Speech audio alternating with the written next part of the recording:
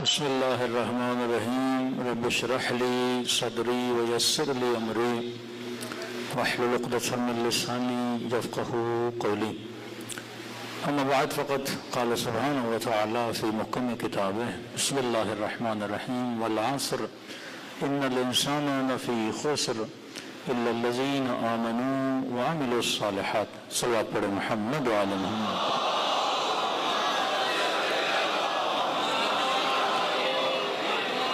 دعا ہے پروردگار عالم ہم سب کی عبادتوں کو اپنی بارگاہ میں قبول فرمائے اور جس مقصد زندگی کو لے کر فرش عزا پہ آتے ہیں خدا ان مقاصد میں بھی ہم سب کو کامیابیاں کامرانیاں نصیب فرما دیں۔ بس گزارش ہوگی انتظامیہ سے بھی منتظمین سے کہ اگر ہمیں 1:30 بجے اگر منبر دیا جائے، کیونکہ تھکاوٹ ہوتی ہے، مسلسل 3 مجالس پڑھ کے آپ کی آخری مجلس ہوتی ہے، تاکہ ٹائم پہ ہم بھی پڑھیں اور ٹائم پہ مجلس کا اختتام بھی ہو۔ صلوات پڑھیں محمد و آل محمد۔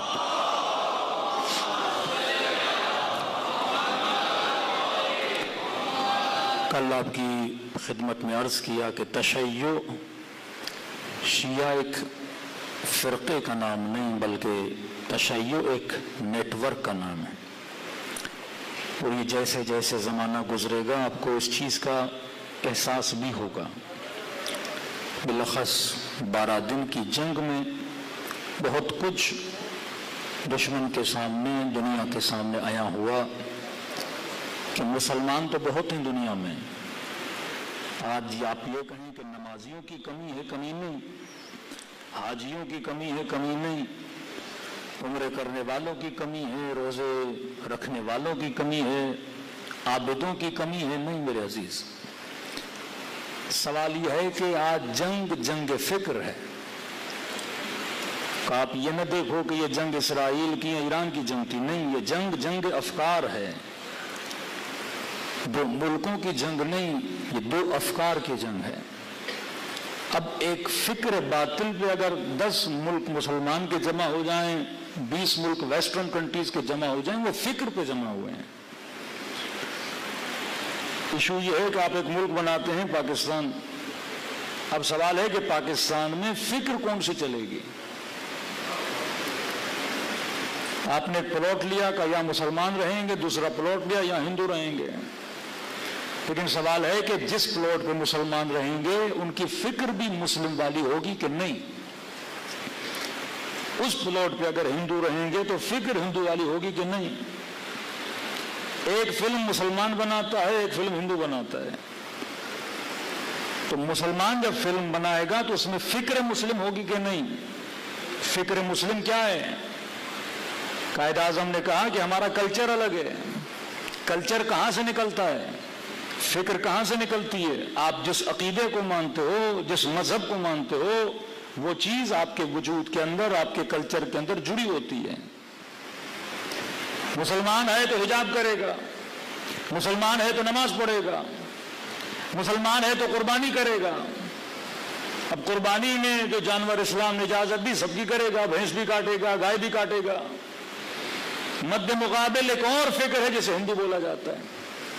اب وہ گائے کو اپنی ماتا مانتے ہیں اور آپ اس کی ماتا کے گلا کاٹ رہے ہیں، تو بھائی یہ سماج میں 2 لوگ کیسے رہ سکتے ہیں؟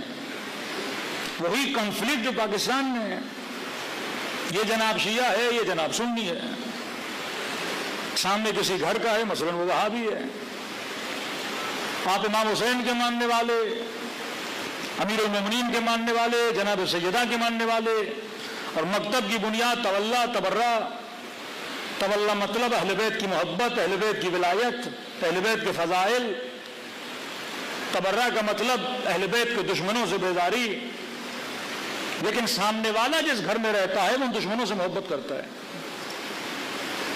یہ بالکل ایسے ہے کہ اس کی گائے کا گلا کاٹا جائے تو ماتا کا گلا کٹے گا تو ہندو تو لڑے گا۔ اسی طرح اگر آپ اس کے بزرگ کو بلا بلا کہو گے تو وہ کیا ہوگا؟ لڑے گا۔ تبھی سوسائٹیز بننا شروع ہو گئی کہ جناب یہ نیو رضویہ ہے، یہ اولڈ رضویہ ہے، یہ عباس ڈاؤن ہے، یہ گلستان ہے، یہ فلاں ہے، یہ فلاں ہے، تاکہ اپنی سوسائٹی میں ہوگا جو بولے گا اگلے کو برا بھی نہیں لگے گا. لیکن یہاں پہ امام بارگاہ بنائی ہے کسی وہابی محلے کے اندر, تو وہاں پہ ڈیلی جھگڑا ہوگا, ڈیلی لڑائی ہوگی اگر وہ گفتگو ہو جو ان کو تکلیف دے. اب ہندو کے سامنے بکری کاٹو تو مسئلہ نہیں, لیکن گائے کاٹو گے تو مسئلہ ہوگا. تو اگر رہبر نے کہا کہ کاٹنا تو تم نے ویسے ہی ہے, جانور بدل دو, گفتگو تو کرو لیکن طرز گفتگو بدل دو تاکہ سامنے والے کو برا نہ لگے. یہ نہیں کہ نسلوں کو نہ بتاؤ کہ دشمن اہل بیت کون ہے, لیکن جو تمہاری گفتگو کا طریقہ ہو وہ بدلنا چاہیے.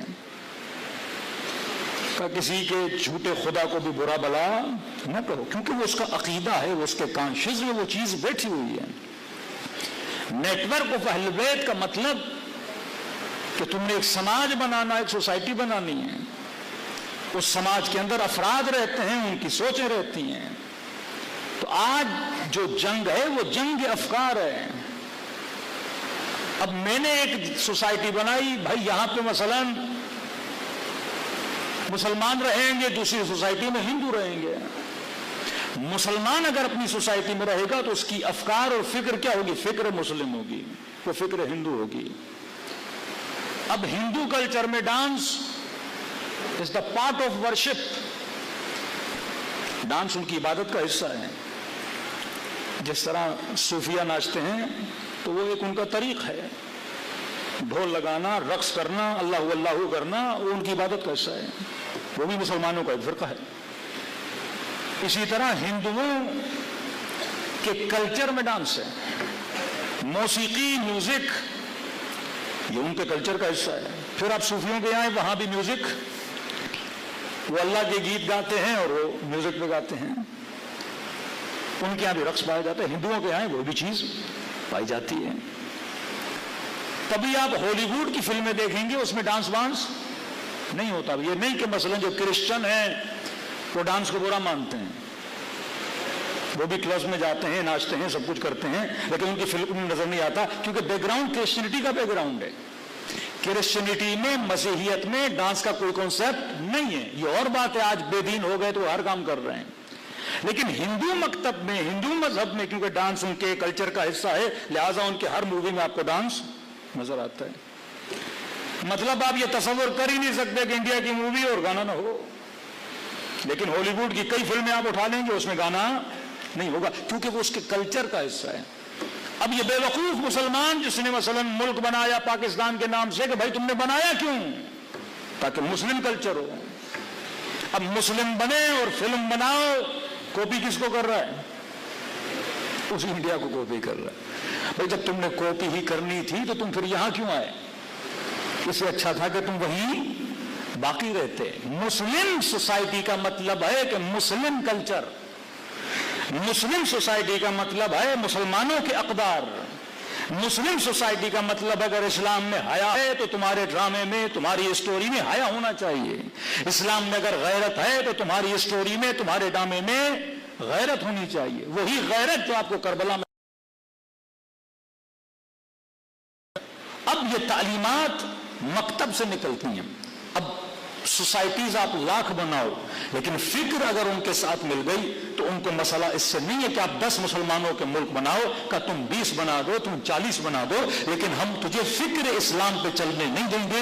فکر جو ہوگی وہ فکر باطل ہوگی. یؤمنون بالجبت والطاغوت کا مطلب یہی ہے کہ ایمان کس پہ رکھتے ہیں؟ طاغوت کی فکر پہ رکھتے ہیں. آج جنگ افکار ہے. یہ نہ دیکھو کہ 2 ملک لڑ رہے ہیں, یہ دیکھو 2 افکار لڑ رہی ہیں, 2 فکر لڑ رہی ہیں. ایک حامل فکر علوی اور فکر حسینی ہے, دوسرا حامل فکر صہیونی ہے. اب اس فکر کا مقابلہ آج کے زمانے میں کون کر رہا ہے؟ تو حسین ابن علی کا ماننے والا ہے, جو علی ابن ابی طالب کا ماننے والا ہے, وہ چاہے یمن کا شیعہ ہو یا چاہے ایران و عراق کا شیعہ ہو. اب اس شیعہ کے اندر امام حسین کو بھروسہ تھا تو ذات پروردگار عالم پہ بھروسہ بھروسہ تھا، یہ نہیں دیکھا کہ میری تعداد کم ہے، اللہ پہ بھروسہ کیا اور خدا نے اس یزید کو تباہ بھی کیا، برباد بھی کیا۔ آج نام حسین باقی ہے، یزید لعنت بن چکا ہے۔ کیوں؟ کیونکہ وہ فکر باطل پر تھا، امام حسین فکر حق پر تھے۔ یہ فکر حسینی ہے کہ کس پہ توکل کیا جائے، پروردگار عالم پہ توکل کیا جائے، اور دشمن سزا ایسی دیتا ہے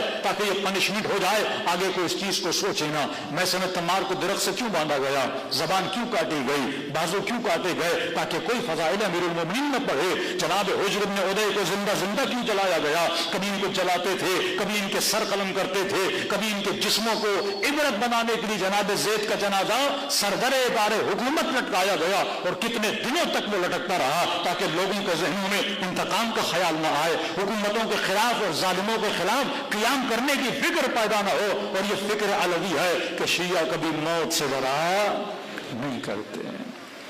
سنت الہی پہ ایمان رکھنا یہ اس نیٹ ورک کی بنیاد ہے۔ لن تجد لسنت اللہ تبدیلا، قرآن پڑھو، اللہ کہتے ہیں میری سنتیں بدلتی نہیں۔ فکر حسینی رکھنے والا میدان میں ڈٹ کے کھڑا ہوتا ہے۔ آج یہ فکر ہے کہ اسرائیل ناقابل تسخیر ہے، 40 ملک مل کے لڑے، ودن 2 ویکس اور 3 ویکس سارے ملک بھاگ کے چلے گئے اور سرخہ میں تسلیم کر دیا، اور یہ فکر ان کی نسلوں میں من گئی کہ اسرائیل سے کوئی لڑ نہیں سکتا۔ لیکن وہ فکر حسینی کیا ہے؟ مولا حسین مدینے سے چل رہے ہیں، عبداللہ ابن زبیر، محمد ابن حنفیہ، سیدہ زینب کے شوہر عبداللہ ابن عمر، جتنے لوگ تھے، امام حسین کو پورے تب کہاں جا رہے ہیں؟ یزید سے لڑیں گے، لشکر نہیں، تلواریں نہیں، یزید کا مقابلہ کیسے کریں گے؟ لیکن امام حسین فمن یتوکل علی اللہ فہو حسبہ، اللہ پہ توکل کر کے نکلے کہ مجھے پتا ہے میں جس راستے پہ چل رہا ہوں شہادت ہے، لیکن عزت کا راستہ ہے، ظلم کے مقابلے میں کھڑا ہونا۔ کبھی سوچئے کہ مولا حسین کی فکر کیا تھی؟ یہ عجیب ہے، ریڈیو نہیں، ٹی وی نہیں، میڈیا نہیں، نیوز پیپر نہیں، امام حسین کیا سوچ کے کربلا میں کھڑے ہوئے تھے؟ 100 لوگوں کے ساتھ 30,000 کے لشکر کے مقابلے میں۔ مولا اگر آپ شہید کیے گئے تو خبر کون پہنچائے گا کہ فرزند رسول شہید ہو گئے؟ مولا بات کیسے نکلے گی؟ کیونکہ مولا حسین کو ایک حصار میں کھڑا کر دیا، ایک بیاباں کے اندر۔ واقعہ نہ 5 منٹ کے لیے سوچی، یزیدیوں نے امام حسین کو شہید کر دیا، وہیں پہ لاشوں کو دفنا دیتے اور چلے جاتے، کہتے ہمیں نہیں پتا کس نے مارا اور کہاں مارا گیا۔ کتنے لوگ امریکہ میں، کینیڈا میں، آسٹریلیا میں ان کے اوریجنز یا ریڈ انڈینز کو مارا گیا، ہزاروں کی تعداد میں، لاکھوں کی تعداد میں بھیڑ بکریوں کی طرح مار کے ان کو دفنا دیا گیا، دنیا کو پتا بھی نہیں ان کی لاشیں کہاں ہیں۔ کہ 1 سال پہلے کینیڈا میں 500 لاشیں نکلی، اور آج آ کر ان گوروں نے معافی مانگی کہ بھائی ہمارے بڑوں نے مارا تھا تو ہم معافی چاہتے ہیں۔ کسی کو پتا بھی نہیں تھا کس طرح مارا، کس طرح دفنایا۔ تاریخ میں کتنے ہزار لوگ ہیں جو مر گئے لیکن کسی کو پتا نہیں۔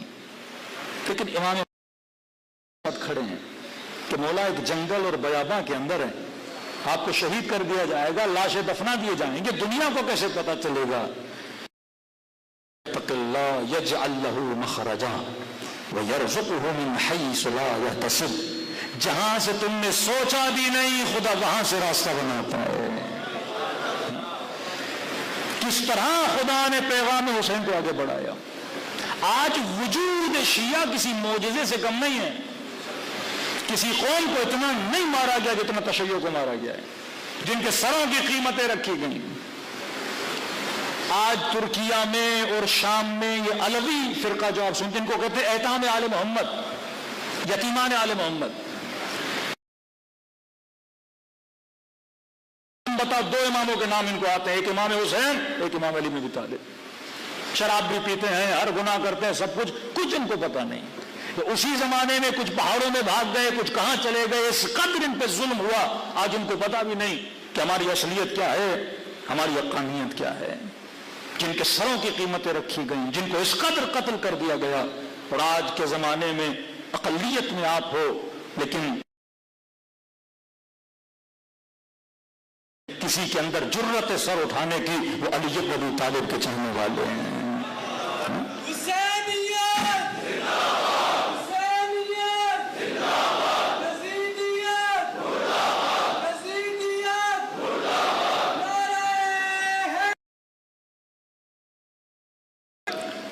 ایک اسٹریٹجک پالیسی اسرائیل نے بنائی کہ میں ناقابل تسخیر ہوں، مجھے کوئی نہیں مار سکتا۔ 40,000 لوگوں کو مارنا مذاق نہیں ہے، نہتے لوگوں کے اوپر بم پھینکنا، ایک ایٹم بم میں جتنے لوگ مرے تھے اتنے لوگ اسرائیل نے مارے ہیں فلسطین کے اندر، کیونکہ سب کے ذہنوں میں ایک فکر بٹھا دی گئی کہ تم اس طاغوت کے مقابلے کر سکتے، تم کمزور ہو، دولت، پیٹرول، پیسہ، کنگڈم سب کچھ ہے مسلمانوں کے پاس، تم اس کا مقابلہ، سیم وہ فکر بٹھا دی گئی کہ یزید کے مقابلے میں کوئی کھڑا نہیں ہو سکتا۔ امام حسین نے اس فکر کو توڑا کہ 70 ہو یا 20 ہو یا 25 ہو، ظلم کے مقابلے میں کھڑا ہونا، جرت کا مظاہرہ کرنا اور خود کو رول ماڈل بنانا دنیا کے لیے۔ امام حسین کے بعد کتنے قیام ہوئے الاسارات الحسین کے نام سے، امام حسین ایک خط و نشان دے رہے ہیں۔ امریکہ کو کیا آپ کے بچے بچے کو پتا ہے، فکر ہے نا یہ۔ آج چھٹی کا بچہ، چوتھی کلاس میں بچہ، اس سے پوچھئے سپر پاور کی ٹرانسلیشن، سب زیادہ پاور، بیٹا پاکستان کیا ہے؟ ابھی ایٹم بم ہے پر سپر پاور نہیں، فوجیں ہیں، لا الہ الا اللہ لگانے والے ہیں، سپر پاور تو ہم نہیں، کون ہے؟ ابا صاحب امریکہ۔ اب جب زبان سے خود ہی بول تو کبھی سوچے گا سپر پاور کے مقابلے میں آنے کا؟ لیکن سر پہ امامہ رکھ کر 80 سال کا بزرگ امام سید علی خامنئی اپنی کہ میں حسین کا ماننے والا ہوں، میرے لیے کوئی سپر پاور نہیں ہے، یہ فکر حسینی ہے کہ کوئی بڑا نہیں ہے کہ بولے، متکبر جو چاہے کرے، کیا ہو ٹیبل پہ بیٹھو میرے ساتھ بات کرو، اور بات کرنے بھی کرو، یہ بھی کرو، یہ بھی کرو، یہ بھی کرو، پھر ہم تمہارے سینکشن ہٹائیں گے۔ تو بھائی تم ہوتے کون ہو سینکشن لگانے والے؟ تم ہوتے کون ہو میری نسلوں کو بتانے والے کہ میرا طرز زندگی کیسے ہوگا؟ یہ کبھی آپ دیکھتے ہیں نا کہ پنجاب کی وزیر اعلیٰ صاحبہ خواتین میں موٹر بائکس بانٹتی ہیں، اتنی سا کوئی اسکول بنا کے دے دو، 4 گھر ان کو دے دو، 5 پلاٹ ان کو دے دو، نہیں دینی ہے بائک۔ ہم عورتوں کو آزاد کر رہے ہیں، بائک کے پیسے کس نے دیے؟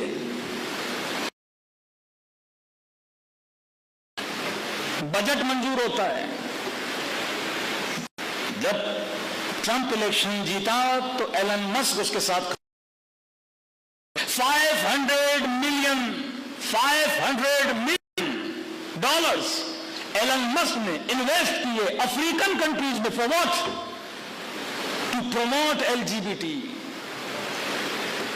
اتنا سخی ہو گیا ایلن مسک، 500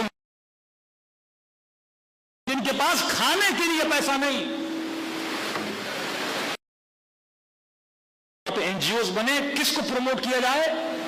اب شاید نئے بچوں کو پتا نہیں LGBT، مثلا مرد سے شادی کرے، عورت سے شادی کرے، ٹرانسجینڈر بنا دیے جائیں، پوری نسلوں کی فطرت کو کیا کیا جائے؟ بگاڑا جائے۔ آپ کے ملکوں میں بجٹ لائے جاتے ہیں USAID کے ذریعے سے، ایک معاشرہ جس کے اندر حیا، جس کے اندر غیرت، بائک چلانا شرعاً حلال ہے، حرام ہے، کل میں بتا چکا کہ شریعت منیمم بتاتی ہے، میکسیمم بتاتا ہے۔ اسلام میں ہے کہ عورت اپنے محرم کے باہر نکلے، بچی بھی رہے گی، محفوظ بھی رہے گی، اب کسی کا محرم نہیں،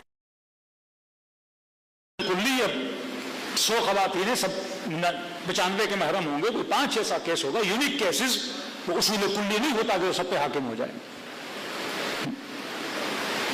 اب ہمارا معاشرہ پاکستان یا انڈیا کئی بے حیائیوں سے بچا ایک چیز کی وجہ سے، اس کا نام ہے لباس۔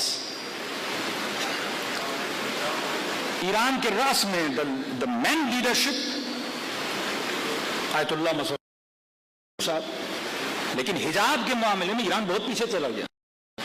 ریزن کیا تھا؟ لباس۔ چادر تو پہنا دی، پر اندر کا لباس کیا تھا؟ مغربی لباس تھا۔ وہ اپنے کلچر کو پروموٹ، کیونکہ کلچر شہنشاہیت نے پہلے سے ہی تباہ برباد کر دیا تھا. جیسے آپ کے یہاں ایک فیشن شو ہوتا ہے تو پاکستانی کلچر کا لباس اس فیشن شو میں آتا ہے. ایرانیوں کے پاس کوئی اپنا فیشن ہے ہی نہیں.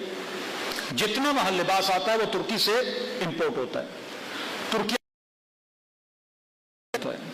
کبھی گھومنا نصیب ہو ترکی چلے جائیے، ترکی بندے کو پکڑ کے پوچھے کلمہ پڑھ کے سنا دو، کسی کو نہیں آتا. روزہ رکھتے ہیں، افطاری میں شراب پیتے ہیں. تو یہ ترکی کا.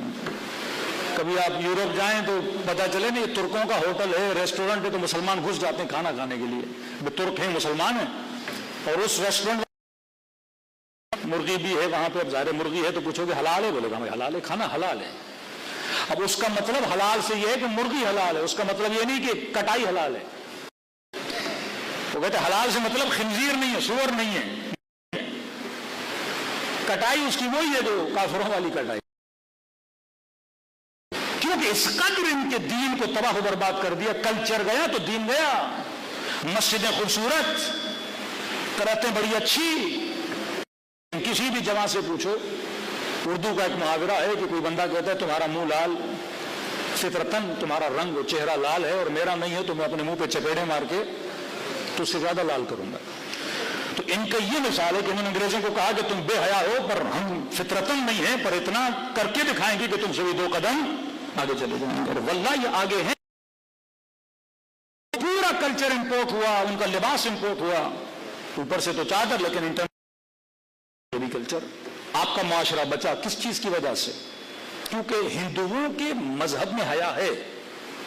وہ جن کو آپ سنسکار بولتے ہیں، ماں کا ادب، بیوی کے لیے بولا گیا وہی جو شوہر مجازی خدا ہے. مختلف مثالیں مختلف دی جاتی ہیں. کبھی آپ نے انڈیا پاکستان میں نہیں دیکھا ہوگا کہ خاتون یہ پاکستان میں بیٹھنے کا انداز ہی الگ ہے، کیونکہ اس کلچر میں کیا تھا؟ حیا تھا. اب اگر کلچر میں کوئی چیز ہے تو اسے کیا بولا؟ اب اس ٹیبو کا کیا کرو؟ مقابلہ کرو. پھر اس کے لیے ایڈ دی جاتی ہیں معاشرے کو خراب کرنے کے لیے، این جی اوز تباہ و برباد کرنے کے لیے. مسلمان بچے زیادہ پیدا کرتے ہیں، پھر این جی اوز بنی، پھر گاؤں گاؤں میں گئے، پھر فری میں چیزیں بانٹنے لگے. آ جائیں. اب اس کے نام سے موٹر بائک بانٹی گئی. اب انڈیا پھر بھی اچھا ہے، انڈیا میں ایک آتی ہے اسکوٹی، تو خواتین وہ یہ پاکستان گریڈ انڈیا میں نہیں چلاتی. ان کے لیے پھر خاص ہے جسے اسکوٹی بولا جاتا ہے، کیونکہ اس پہ بیٹھا بھی تمیز کے ساتھ جاتا ہے. وہ بھی بڑی بدتمیزی والی بائکیں بانٹی، کیونکہ جب ان کی اپنی ذات کی وجود میں تربیت نہیں ہے تو ان کے بٹوارے میں بھی تربیت نہیں ہے. صلوات پڑھے محمد و آل محمد پر.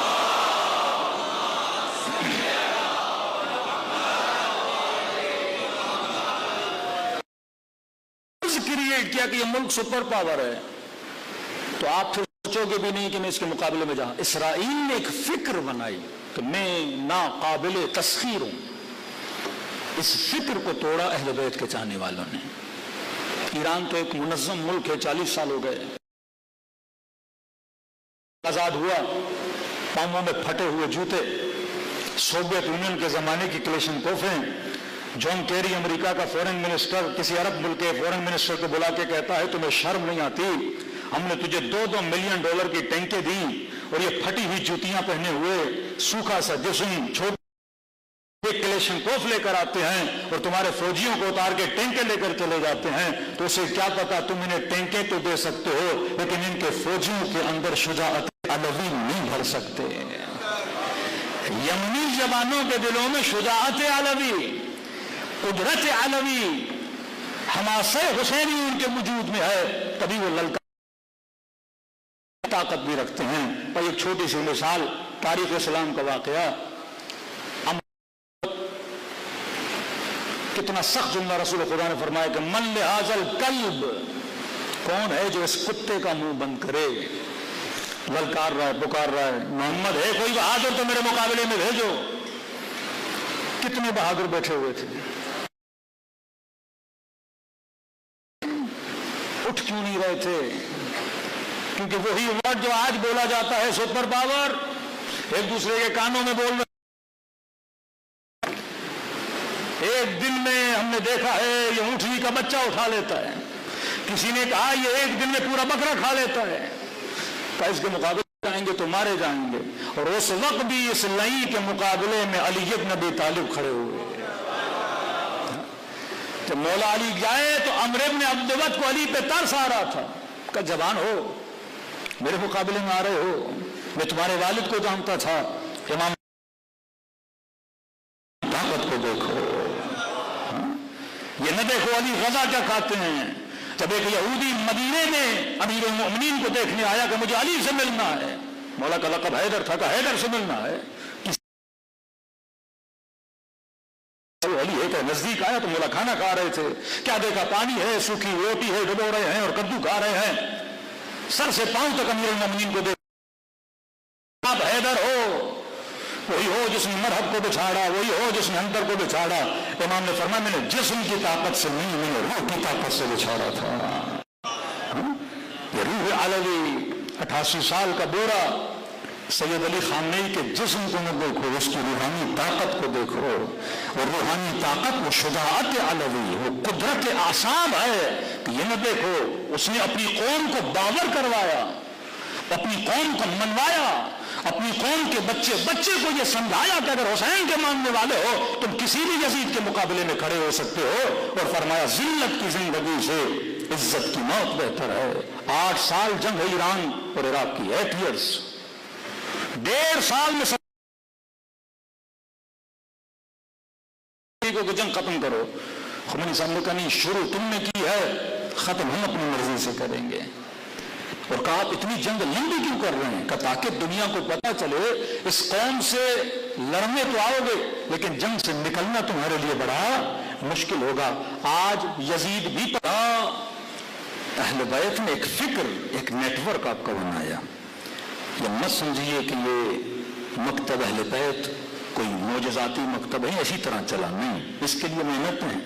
کل میں نے عرض کیا کہ ہر زمانے میں اہل بیت نے اپنے وکیل، اپنے اصحاب بنائے۔ جابر ابن حیان، بعض لوگ اتنے پریشان ہیں جناب جابر کے لیے اصل ان کا وجود بھی تھا کہ نہیں، اس طرح سے خفیہ طریقے سے رہتے تھے۔ جابر ایک ایسے خط لکھتے تھے کہ اگر کوئی کاغذ کسی کے پاس پہنچتا تو وہ سفید کاغذ تھا، پھر وہ اگر موم بتی کے سائے میں اس کو رکھتے تھے تو وہ خط کیا ہو جاتی تھی؟ ظاہر ہو جاتی تھی۔ یہاں تک یہ لوگوں میں شک پیدا ہوا کہ 11ویں امام نے حج بھی کیا ہے کہ نہیں، حالانکہ ایک روایت مولا نے حج کیا ہے، وہ یہاں خفیہ حج تھا۔ اپنے شیعوں کو یہاں تک حالات خراب تھے کہ امام نے فرمایا کہ اگر مجھے دور سے بھی دیکھو سلام نہ کرنا، یہاں تک کہ اشارہ بھی نہ کرنا، کیونکہ کوئی اشارہ کرتا اس کو بھی پکڑ کے لے جایا جاتا اور مار دیا جاتا۔ تعلق بنایا۔ امام رضا، امام جواد، امام علی النقی، مامون کے زمانے میں ایک بہت بڑا مسئلہ کھڑا ہوا کہ قرآن قدیم ہے یا حادث ہے۔ قدیم کا مطلب جب سے خدا ہے تب سے قرآن ہے، حادث کا مطلب نہیں پہلے خدا ہے بعد میں قرآن بنا۔ سختی سے اہل بیت نے اپنے شیعوں کو منع کیا کہ جہاں پر بھی یہ مسئلہ ہو تم نے اس مسئلے پر اپنی زبان کو کھولنا نہیں ہے۔ اس مسئلے کے دونوں سروں میں شر ہے۔ 3 ادوار میں، 3 اماموں کے ادوار میں شیعہ اس میں پہلے سنت کا بہت، جتنے احناف ہیں ان کے امام کو معتصم کے زمانے میں زندان میں ڈالا گیا کیونکہ یہ قرآن کو قدیم مانتے تھے، ان کو تازیانے بھی مارے گئے، زندان میں بھی گئے۔ مامون کے زمانے میں جب مسلمان روم میں اسیر بن کے چلے گئے اور رومیوں نے کہا ہمیں پیسے دو، اس کے بدلے میں اپنے اسرا کو لے لو، اپنے لوگوں کو کہا کہ اسیروں کو لاؤ جتنے مسلمان ہیں ان سے صرف اتنا پوچھنا ہے کہ قرآن کو قدیم مانتے ہو یا حادث مانتے ہو، اگر عقیدہ خدمت قرآن پر قائل ہیں تو ان کو پھر رومیوں کو واپس کر دو، جو اس عقیدے کا قائل نہیں ہے اسے ہمارے پاس لے کر آؤ۔ ہزاروں لوگوں کو مارا گیا ایک عقیدے کی وجہ سے، معصومین کہ ان مسائل کے بیچ میں تم لوگوں نے پڑھنا نہیں ہے۔ امام حسن عسکری، پھر امام کی غیبت جب تک امام آئے تو رأس معاشرہ، the head of the society کون بنا؟ امام بنا۔ خدمت قرآن کا مسئلہ امام نے اشارہ کیا اس پہ بولنا نہیں، شیعہ چپ ہو گئے، بچ گئے۔ کئی مسائل ہوئے، میں نے شاید پچھلے سال ذکر کیا تھا کس طرح امام نے تربیت کی۔ چھٹے امام جب دنیا سے جاتے ہیں تو مولا کی وصیت پڑھی جاتی ہے، شیعہ پریشان کہ چھٹے امام کے بعد امام کون ہے؟ فتحیہ بنے، اسماعیلیہ بنے، واقفیہ بنے، اتنے فرقے بنے، کیونکہ اس قدر نظام کو سیکرٹ ہو کر چلایا جا رہا تھا۔ اگر علل اعلان بتا دیا جاتا کہ نمائندے امام جعفر صادق مثلا موسیٰ کاظم کر دیا جاتا، وقت کے حاکم نے اپنے بندوں کو بھیجا کہ جب وصیت نامہ پڑھا جائے وہاں پہ کھڑے ہو جانا، اور جب جانشین کا پتہ چلے اس کو پکڑنا اور سر قلم کر دینا۔ اب وصیت نامہ امام جعفر صادق کتنی تکنیک سے امام نے وصیت نامہ لکھا۔ امام نے کہا میرے جانشین کچھ لوگ، یہ نہیں کہا ایک ہے، کہا ایک میرا جانشین میری بیوی، دوسرے میرے جانشین وقت کا حاکم بادشاہ جو بادشاہ ظالم تھا، تیسرا میرا جانشین والی مدینہ جو سننے آیا تھا کہ پتا چلے کہ کون ہے، چوتھے میرے جانشین امام کا ایک بیٹا اس کا نام لیا وہ، پانچواں میرا جانشین میرا بیٹا موسیٰ کاظم۔ اب مجمع سمجھے آپ شیعہ بیٹھے اور امام کا وصیت نامہ پڑھا جا رہا ہے تو آپ سارے کیا ہو جائیں گے؟ کنفیوژن میں۔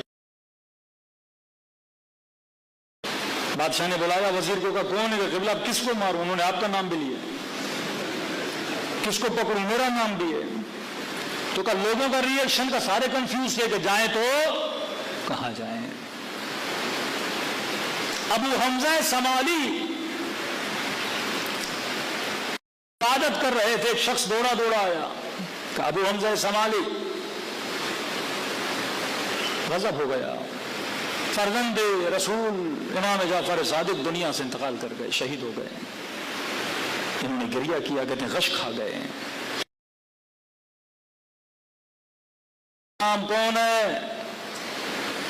کہ ہمیں بھی نہیں پتا، بڑا کنفیوژن ہے، شیعہ پریشان ہے، چاہنے والے پریشان ہیں۔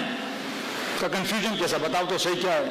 کہ وصیت میں کہا کہ حاکم بھی جانشین ہے، بیوی بھی جانشین ہے، ایک بیٹا جو جسمانی طور پہ معذور ہے وہ بھی جانشین ہے، والی مدینہ بھی جانشین ہے، اور موسیٰ کاظم بھی جانشین ہے۔ انہوں نے سنا، چہرے پہ مسکراہٹ آئی، فرمایا الحمدللہ الذی ہدانا لہذا، سے ابو حمزہ سمالی کی ہدایت کی کہ ہم سارے کنفیوژن میں اور آپ کہہ رہے ہیں ہماری ہدایت کر دی۔ امام نے تعلیم نہ دی ہو، جو اس نیٹ ورک کا حصہ ہے اسے کبھی کنفیوژن میں جانے کی ضرورت نہیں ہے۔ کہ کیا مطلب؟ کہ تم نے شرائط امامت نہیں پڑھے۔ شرط امام یہ ہے کہ امام مرد ہوگا، عورت تو کا پہلا آپشن مائنس ہو گیا کہ بیوی ہیں، کیونکہ بیوی تو کریں گے۔ دوسری شرط امامت، امام ظالم، حاکم کون ہے؟ ظالم ہے، وہ بھی امام نہیں ہو سکتے۔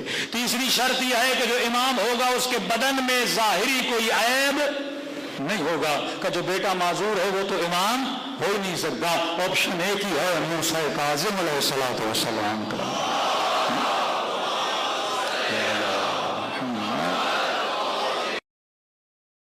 نیٹ ورک کا جس میں افراد کو تربیت، اب یہ ابو حمزہ سمالی ہے جو لوگوں کو بتائیں گے امام کو یہ شرائط امامت۔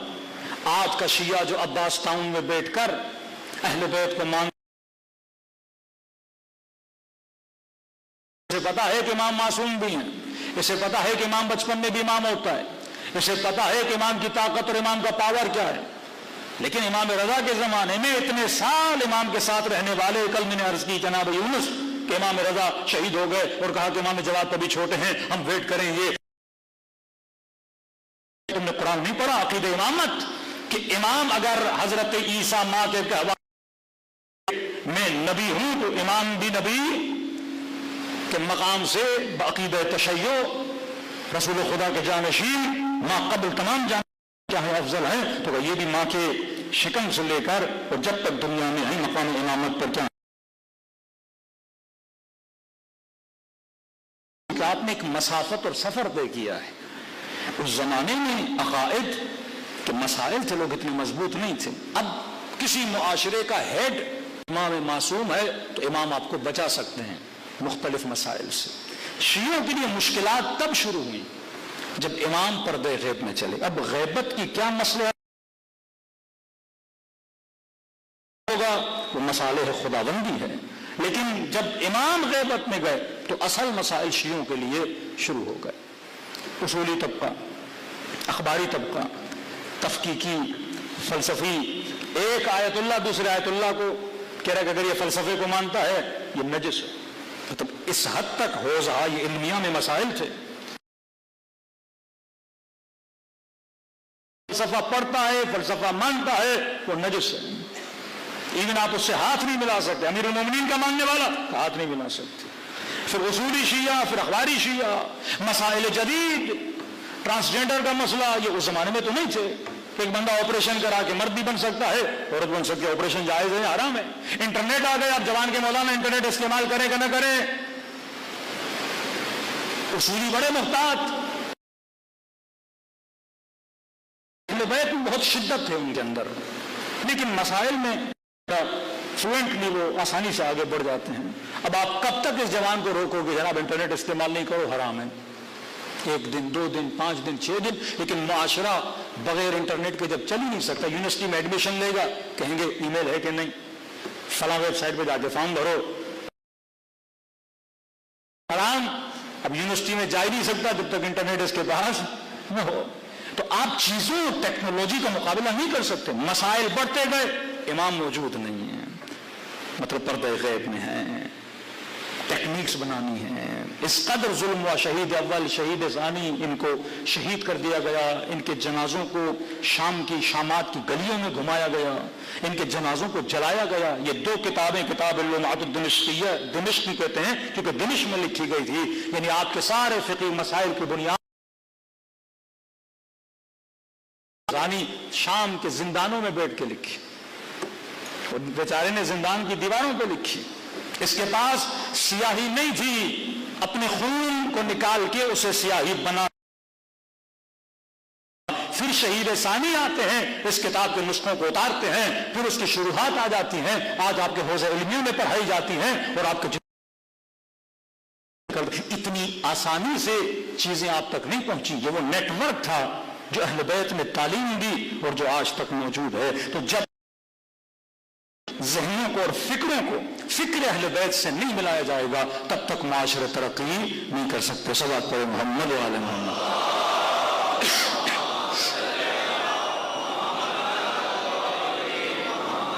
اب سب سے زیادہ جو انہوں نے خطرہ کریٹ کیا، وہ جب آپ نیٹ ورک، زیادہ نقصان کس کو ہے؟ آپ کی فیملیز کو ہے، آپ کی نسلوں کو. ایک کتاب کا میں حوالہ دے رہا ہوں، آج وقت بہت ہو چکا ہے. کتاب کا نام ہے دا وار اگینسٹ دا فیملی. لکھنے والے ہیں ولیم گارڈنر. 20 سال پہلے اس بندے نے کتاب لکھی ہے، کینیڈا کا رہنے والا ہے. 20 سال پہلے. اب لکھنے دا وار اگینسٹ دا فیملی، خاندان کے خلاف جنگ. اس نے سارے پوائنٹ لکھے ہیں. آپ نیٹ پہ جائیں گے، یہ PDF فارمیٹ میں آپ کو اویلیبل ہے. کوئی بھی جوان اس کتاب کو، یہ نہیں کہ اس کی ساری باتیں صحیح ہیں، لیکن اکثر باتیں اس کی صحیح ہیں، کیونکہ ان کا اپنا بندہ بتاتا ہے کہ کس طرح سے انہوں نے فیملی کے نظام کو تباہ و برباد کیا. کہ مجلس کیا کرتی ہے آپ کے وجود. رشیا یوکرین کی جنگ ہے، 2-3 سال ہو گیا، پتہ نہیں کتنے سال چلے. کبھی نہ کبھی یہ جنگ ختم ہوگی، لیکن جنگ ختم ہونے کے بعد ان 2 قوموں کے اندر جو عداوت پیدا ہوئی ہے اس کو ختم کرنے میں شاید صدیاں لگ جائیں. کیونکہ رشیاز میں اب ان کے بیچ میں کیا آ گئی؟ عداوت آ گئی. تو لڑتے رہیں گے. جنگ چلی ایران اور عراق میں، یا صدام واصل جہنم ہوا. 8 سال اگر 2 ملک میں کیا ہونی چاہیے؟ دشمنی ہونی چاہیے نا. دنیا نے دیکھا کہ جو 2 ملک آپس میں 8 سال لڑے تھے، ایرانی عراق آتے ہیں، عراقی ایرانیوں کے پاؤں دبا رہے ہوتے ہیں، ان کو کھانا کھلا رہے ہوتے ہیں. اتنی جلدی میلاد کس نے کروایا؟ حسین بن علی نے. کربلا میں دو بھائی آپس میں بات نہ کریں لیکن مجلس سننے کے لیے حسین انہیں کہاں بلائیں گے؟ فرش عزا پہ. دو بہن کا چہرہ نہ دیکھنا چاہیں، مالی مسائل، قرضے کے مسائل، جھگڑے کٹوائی ہوئی ہیں، لیکن امام حسین ان کو بلائیں گے فرش عزا پہ کہ یہاں آ کر بیٹھ. انی سلم لمن سالمکم وحرب لمن حاربکم. یہ ہمارے دلوں کو کون جوڑ رہا ہے؟ ابو عبداللہ الحسین.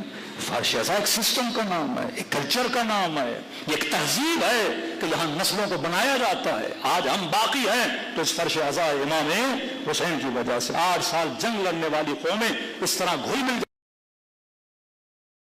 وہ نظام ہے جو اہل بیت علیہ الصلوۃ والسلام نے دیا. امام خمینی فرماتے ہیں اگر محرم اور سفر نہ ہوتا تو اسلام نہ ہوتا. اگر تشیع سے محرم اور سفر کو نکال دیا جائے تو شیعوں کے پاس کچھ باقی نہیں رہتا. یہی فرش عزا ہے جو جوانوں کو ان کے حیا کو باقی رکھتا ہے، جو آپ کے وجود میں غیرت کو اجاگر کرتا ہے. اب جا کے اس بک کو ذرا پڑھ لیجئے گا، اس کے پوائنٹ کافی لمبے ہیں، میں کل اس کی ذکر میں آؤں گا کہ انہوں نے کس طرح مغربی سوسائٹی کے اندر فیملیز کو تباہ کیا، اور واقعاً وہ تباہ ہو گئے کیونکہ ان کے پاس کوئی حسین ابن علی. اب وہی تباہی ہمارے معاشرے میں آ رہی ہے. پہلے مرد اور عورت کا جو تعلق تھا وہ نکاح کے ذریعے تھا، پھر کانسیپٹ آف بوائے فرینڈ اور گرل فرینڈ لایا گیا جس کو کہتے ہیں وائٹ میرجز، سفید شادی. سفید شادی کا مطلب وداؤٹ اینی نکاح، بغیر نکاح کے دو لڑکے لڑکی جہاں دل چاہے. جس کے اندر حلال زادے تھے، نکاح کے ذریعے سے جو بچہ ہوتا، آج وہاں پہ دیکھیے 100 بچے ہوں گے تو آپ دیکھیں گے 75 بچے ایسے ہیں جن کے باپ کا پتہ نہیں ہے. وہ معاشرہ جس میں لوگ بچوں سے پیار کیا کرتے تھے، انہوں نے بچوں کی جگہ پہ جانوروں کو ریپلیس کر دیا. اب یہ بوڑھی خاتون، اب یہ جوان گھر میں بچہ نہیں ہے لیکن اس کی یا بلی ملے گی یا کتا ملے گا یا کوئی اور جانور ملے گا. اقدار معاشرے کو کیسے عورت کے مرکز حیا اسے ایک پروڈکٹ بنا دیا، لذت کا پروڈکٹ، ایک ٹول بنایا. صرف اس کا استعمال لذت ہے، جسمانی کا استعمال ہے. آج آتی ہے صرف جسم کی نمائش کے لیے. پورے سسٹم اور معاشرے کو کر دیا. فرش عزا، ذکر امام حسین، فکر اہل بیت. جب تک جڑے رہو گے سسٹم اہل بیت سے بچیں گے، عزت بھی بچے گی، حیا بھی بچے گا، کیونکہ یہ امام حسین ہیں جنہوں نے ہماری دنیا بھی بچائی ہے اور ہماری آخرت بھی بچائی ہے. صلوات پر محمد وعلی محمد.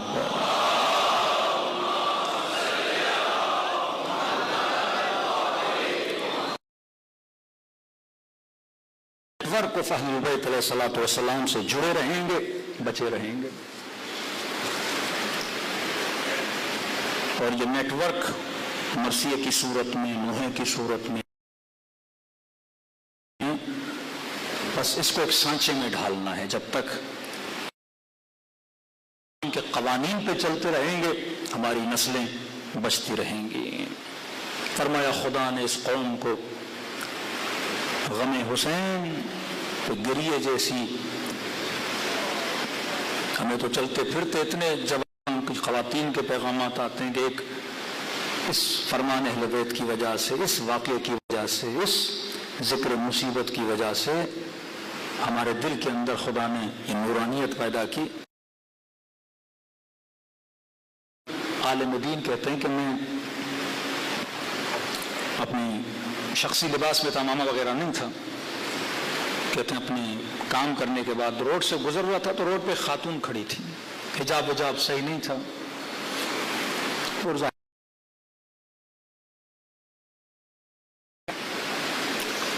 اور غالباً کوئی جوان گزرتا تھا، اسے گناہ کی دعوت بھی دے رہی تھی پیسوں کے لیے. تو کہتے ہیں میں نے دیکھا جوان عورت ہے، خاتون ہے، تو میں نے کہا آپ یہ کیا کر رہی ہیں؟ تو کہا کیا کروں، مجھے ضرورت ہے، پیسے کی ضرورت ہے، میں بیوہ ہوں، میرے گھر پہ 2 یتیم بچے ہیں، پینے کے لیے دودھ نہیں ہے. مجبور ہوں روڈ پہ آ کے کھڑی ہو جاؤں، غلط بھی کرنا پڑے کروں تاکہ اپنے بچوں کو پیٹ جا کے پالوں۔ یہ اس عالم نے اپنی جیب سے کچھ پیسے نکالے، اس خاتون کے مثلا کو 40,000 50,000 اس کے ہاتھ پہ رکھے کہ یہ اتنے پیسے تمہیں مہینہ اس سے چل جائیں، لیکن ایک شرط ہے، یہ جو کر رہی ہو تمہیں اچھا لگتا ہے؟ کہ نہیں، کس کی فطرت کو اچھا لگے گا بھیک مانگے غلط کام کرے؟ نہیں، مجھے اچھا نہیں لگتا۔ کل زندگی بہت بھروسہ کیا ہوگا کہ بچوں کا پیٹ پالوں گی، میں تمہیں اتنے پیسے دے رہا ہوں کہ مہینے کا خرچہ تمہارا چل جائے گا، لیکن ایک شرط ہے، امام حسین پہ بھروسہ کر، اب عبداللہ الحسین پہ، اور جب تک سے وعدہ کر کہ کوئی گناہ نہیں کرو گی، اور بول کہ مولا میں وعدہ کر رہی ہوں کہ کوئی گناہ نہیں کروں گی۔ اگر امام حسین راہ نہ دکھائیں، مسئلہ حل نہ کریں، اگر تمہارے پیسے ختم ہو جائیں،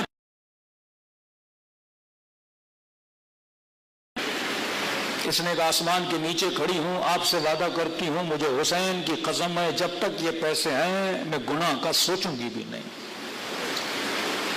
ٹھیک ہے، تمہیں چلا گیا۔ ایمان ہونا چاہیے انسان کو۔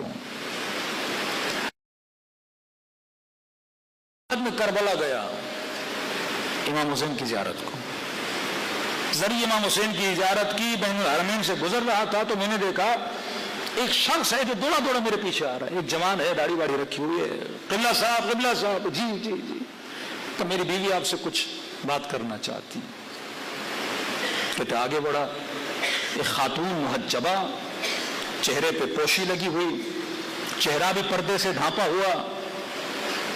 میں نے کہا جی بولیے، کہ میں آپ کو جانتی ہوں۔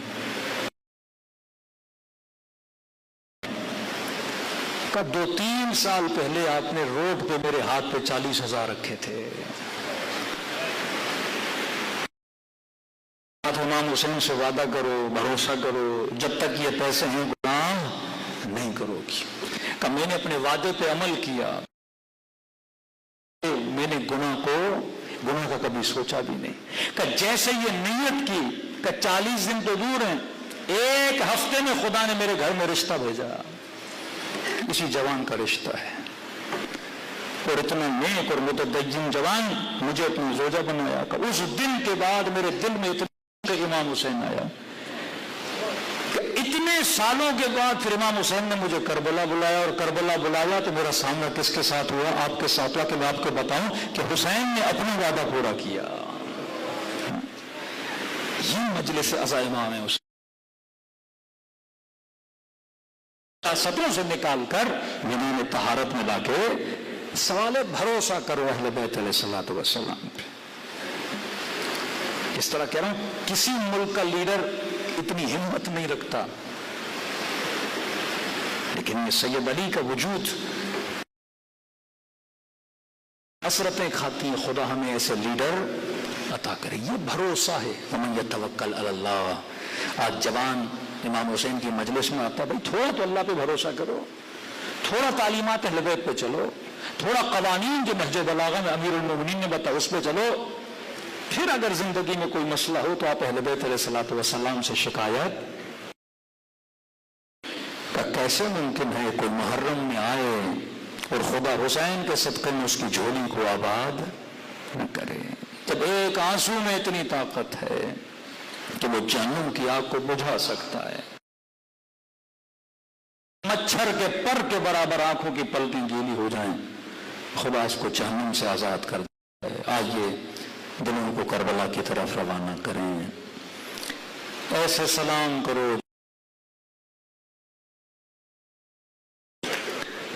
آپ بیٹھے ہو نا، موسم بھی اچھا ہے، آپ میں سے کوئی اتنا بھوکا نہیں، کوئی اتنا پیاسا نہیں، کسی کو اتنے تماچے نہیں لگے، کسی کو اتنے تازیانے نہیں لگے، پھر بھی ہم بیٹھ بیٹھ کے تھک جاتے ہیں۔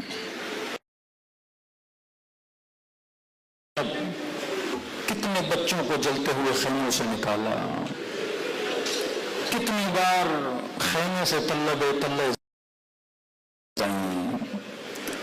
لیکن 11 محرم کی رات مصلی عبادت پر آتی ہیں اور کہتی ہیں الحمدللہ، خدا تیرا شکر کو قبول کیا۔ کل بھی عرض کیا تھا، فرمایا کثرت سے میرے بابا حسین کو سلام کرو۔ کہ مولا اتنی تاکید کیوں ہے؟ فرمایا کیونکہ عاشورہ کے دن میرا بابا ترس گیا تھا۔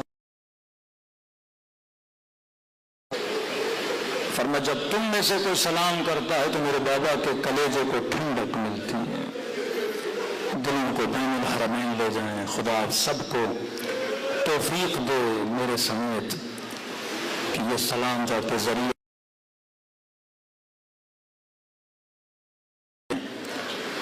اور خدا ہم سب کو عاقبت میں خیری نصیب کرے۔ جسے سلام آتا ہے میرے ساتھ پڑھیں، جسے نہیں آتا نام حسین تو ہر مومن کو آتا ہے۔ السلام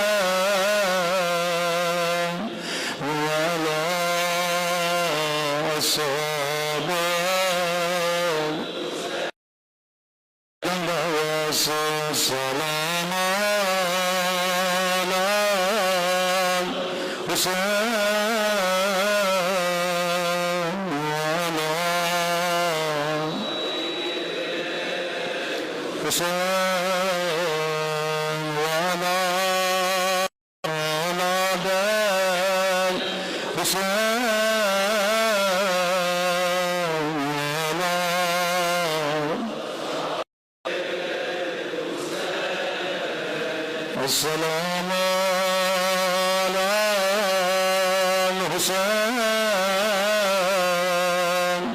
وعلى علي بن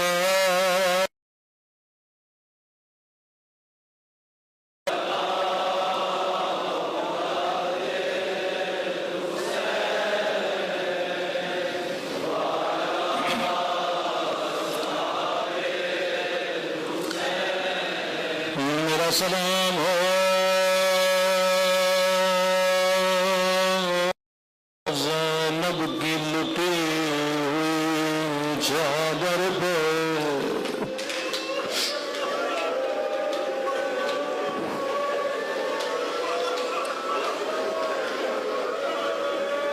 کچھ زیارت ناہیا کے سلام، یہ سلام میرے نہیں امام زمانہ کے سلام اپنے جد کے مذاہب کیسے پڑھتے تھے، میرا سلام ہو ان میں سے رخسار پہ، نام نہیں لیا اشارہ کیا، اللہ جانے یہ رخسار علی، اللہ جانے یہ رخسار قاسم کا ہے، جاؤ گے یہ کس کا رخسار ہے، میرا سلام ہے سے رخسار جن کا رنگ بدل کر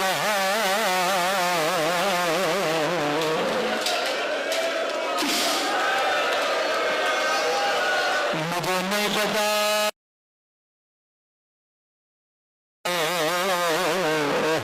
کبھی شور دے تماچوں میں رنگ نہیں لگ گیا، ظالم کو تماچوں میں رنگ سے آ گیا،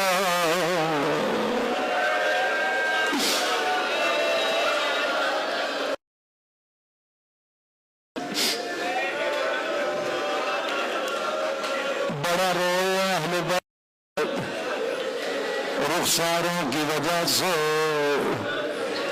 کتنی بیویاں کربلا میں موجود تھے, کسی کے رخسار کو یاد نہیں کی, لیکن ایک 4 سالہ بچے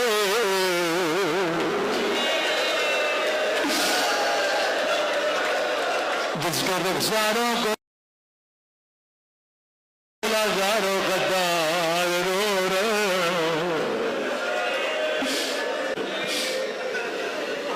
میں اکثر اپنی مجلسوں میں کہا کرتا ہوں, اگر مدینے میں ظلم نہ ہوتا, کبھی کربلا میں ظلم نہ کیا جاتا, اگر مدینے میں بے ادبیان ہوتے, کبھی کربلا میں بے ادبیان کی جاتی. امام حسن ایک ذاکر کے خواب میں آئے, فرمایا شیعوں کو میرے اصلی مذاہب کیوں نہیں سناتا؟ کہ مولا میں سناتا ہوں, حسن وہ امام ہے جسے 2 مرتبہ کفن دیا گیا. جب جنازہ گھر میں یدا زینب نے کہا, حسن میں نے تو سفید کفن پہنایا تھا, کفن تو خوش رنگے کس نے کیا. مولا میں شیعوں کو سناتا ہوں جگر کے ٹکڑے, مولا میں سناتا ہوں کسی امام کو اتنا شیعوں نے تنگ نہیں کیا جتنا زمانے کے لوگوں نے امام حسن کو تنگ کیا. مولا سارے مسائل پڑھتا ہوں, فرمایا ذاکر جی یہ میرے مذاہب پر میں نہیں ہو, میرے شیعوں کو بتایا کر میری اصلی مصیبت کیا, کہ مولا خود بتائیے. اب امام حسن اپنی زبان سے بیان کر رہے ہیں, فرمایا ذاکر میری اصل مصیبت مدینے کی ایک گلی میں ہے. حسین چھوٹے تھے میں بڑا تھا, جب کسی ظالم نے میری نظروں کے سامنے میری اماں کے چہرے پہ ماتھا مارا تھا,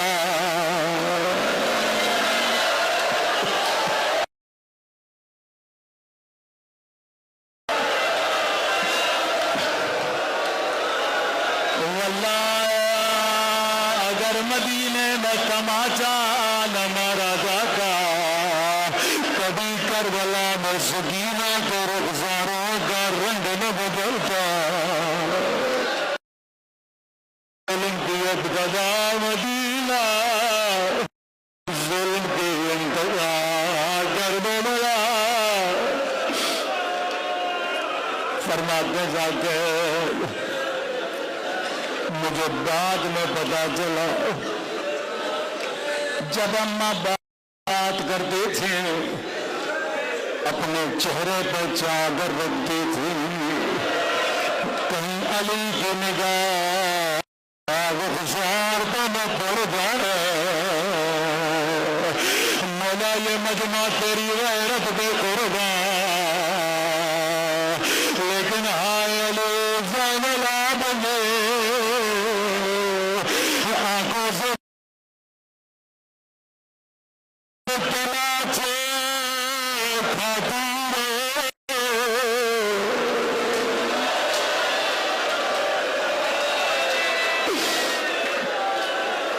اللہ جانے امام زین العابدین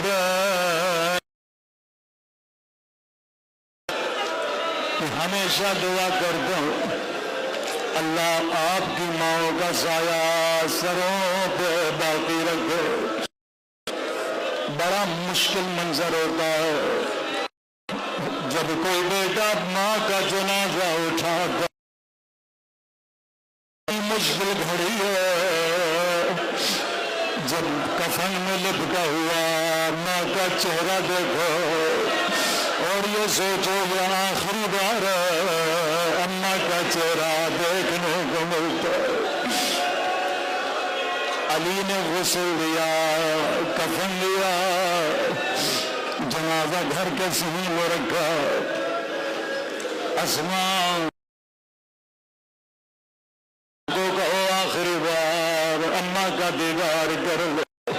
ننے ننے بچے گھٹنوں میں سر دے کے زاروں کا دار رو رہے، جیسے فضانے کا ماں کا دیدار کر لو۔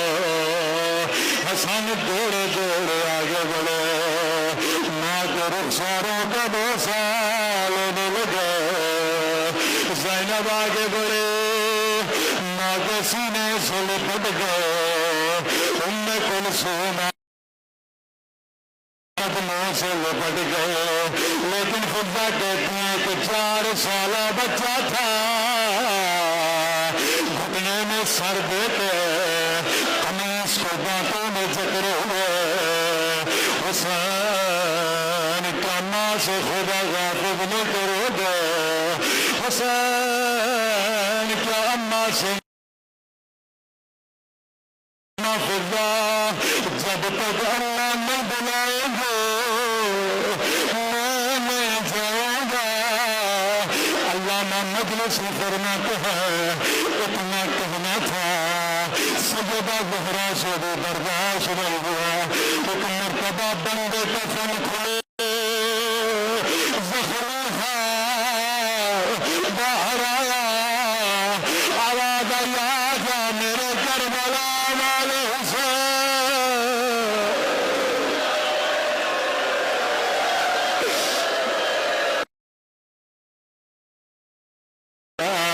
میرے 3 دن کے پیاسے حسین۔ بچے دوڑے دوڑے بدن کی طرف گئے، عرش الہی پہ کوہرام بتا ہوا۔ آواز آئی علی بچوں کو ماں سے جدا کرو۔ یہ منظر ملائکوں سے دیکھا نہیں جاتا۔ دوڑے آگے بڑھے، حسین کو سینے سے لگایا، زینب کو سینے سے لگایا، کبھی سر کا بوسہ، کبھی چہرے کا بوسہ۔ میں کہوں گا اے ملائکۃ اللہ، جب ایک 4 سالہ بچی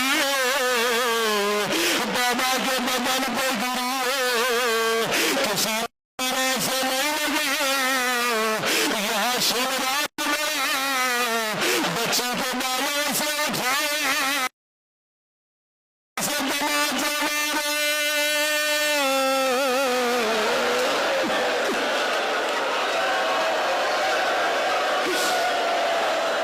الا لعنة الله على القوم الظالمين۔